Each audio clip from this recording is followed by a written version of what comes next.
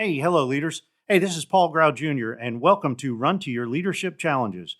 So, today I want to talk about, I want to continue where we left off yesterday because yesterday's edition or episode was entitled Every Part is Important.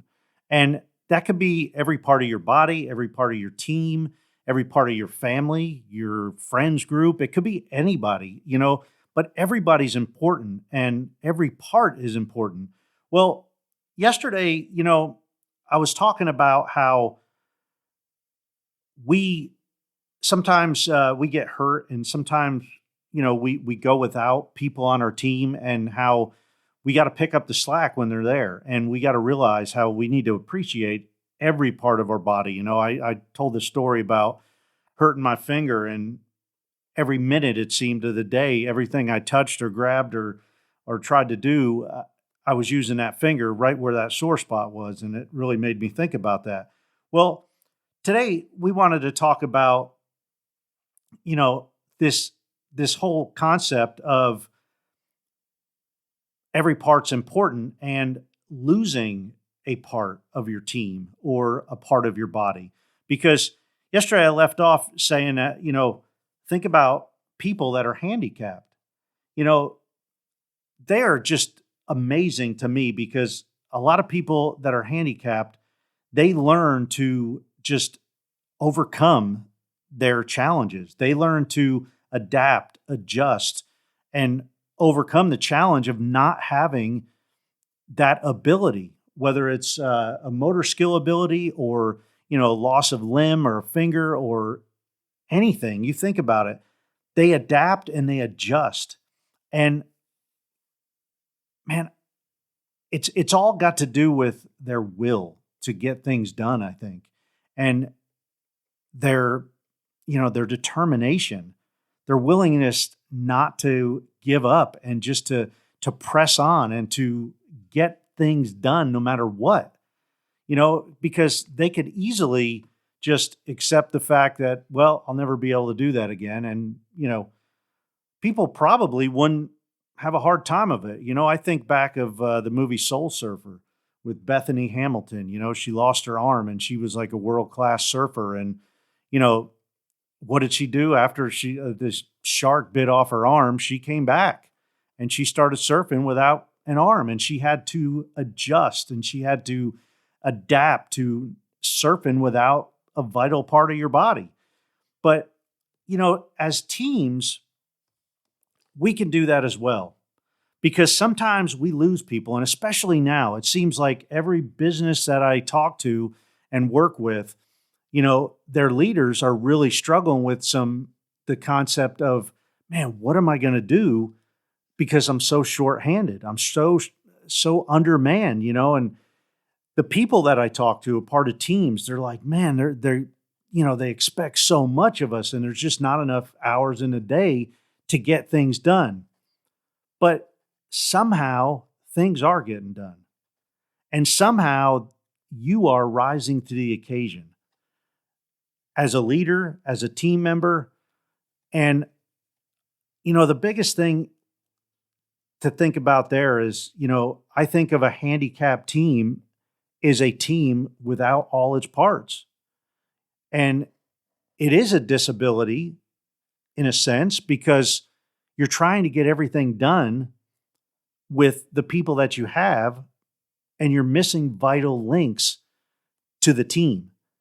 And sometimes that could be a blessing in disguise.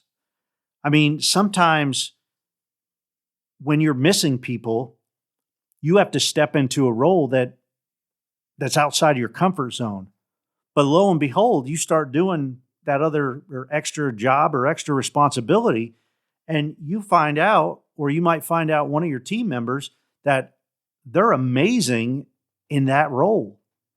And that's what I like working with the disc so much, because the disc identifies not only your leadership style and your behavioral style and your personality and your communication style and your strengths and your weaknesses and areas of opportunity, but it also allows you to really take a look at each individual on your team, including yourself, and know exactly why there might be some incongruence there or some conflict. And it allows you to make the adjustments without being handicapped, without missing a vital link of the team. And it's better to adjust before you have to than being in that position and having to adjust while you absolutely have to. It's an emergency and people have to pick up the pieces and get the work done. So if you are lucky enough to be in a situation where you have enough people, enough manning to do your mission, complete your mission, it might be worthwhile, or I guarantee it will be worth your while to really examine the strengths of everybody on your team. Not only their strengths, but their ambitions and their aspirations and what they really love to do. Because sometimes we might be really strong in an area and we might be really good in that area, but that doesn't necessarily mean that we love doing that. I know I've done some really tedious work when I was in the Air Force, a lot of quality control stuff, a lot of checklists, a lot of, you know, paperwork. And man, I was good at it. I trained myself and, I got to help mentors and I strove to be the best that I could possibly be no matter what I was doing, but it doesn't mean that I liked it. And it's the same thing with your people. Your people might be great at their job, but it doesn't necessarily mean that they're happy and they have job satisfaction. So today, this was all about trying to adapt and overcome when you're shorthanded or missing somebody on your team. But, you can also take advantage of that sometimes. So the lesson learned here is don't think of being shorthanded as being a bad deal or bad luck on your part. Think of it as a challenge and a way that you can really figure out what the best things are that you can do. Experiment with your people, with yourself, with your responsibilities, and try to become even more productive with less people or in different roles. Because a lot of times, if we just tweak our roles and responsibilities just in the slightest bit, it can make all the difference in the world between being satisfied with your work and having that strong job satisfaction and having job dissatisfaction. And that's it for today. Hope you enjoyed this episode. If you did, I'd love to invite you to subscribe to this show and or share this show with other leaders or other people that you may think this will resonate with. Hey, I hope you have a great rest of your day. And until tomorrow, run to your challenges. We'll see you.